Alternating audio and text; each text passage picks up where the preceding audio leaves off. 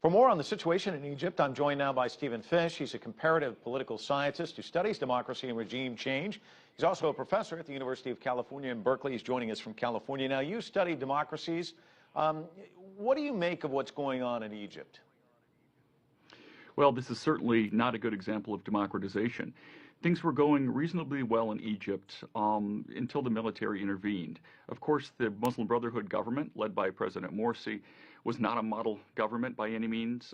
It suffered from incompetence in its ranks. It suffered from some corruption and did not treat opposition the way a democratically elected government should. That said, it was a model of liberal restraint and democracy compared to what's been going on since the military coup of early last month. Now, you've also talked a great deal about Muslim countries lagging behind with democracy. Why is that? It's very hard to say. I can't find anything about Islam itself that would lead countries to be, or Muslims to be, behind in democracy. I don't think we've really figured out the answer to that question yet. Some people have pointed to the treatment of women. Some people have pointed to just the fact that this kind of accident that so much of the world's oil is located underneath the feet of Muslims themselves, which of course has nothing to do with Islam, but might have something to do with preventing democracy from emerging.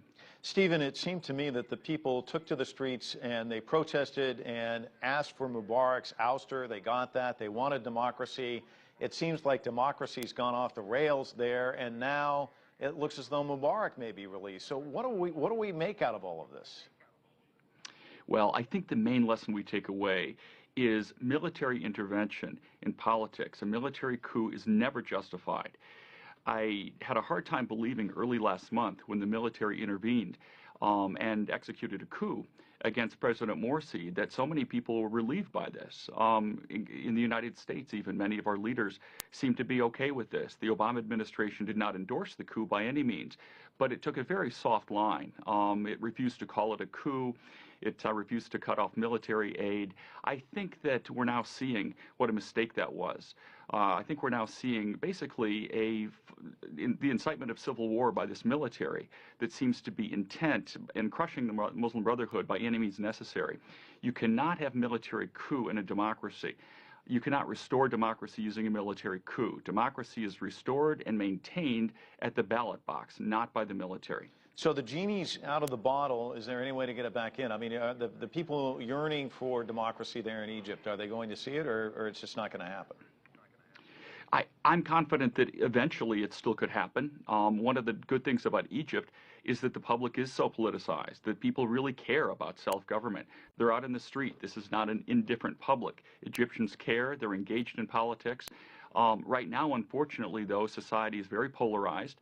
You had a Muslim Brotherhood government that was not terribly repressive, but that governed rather incompetently. And in some ways without the tolerance that a democratically elected government should display.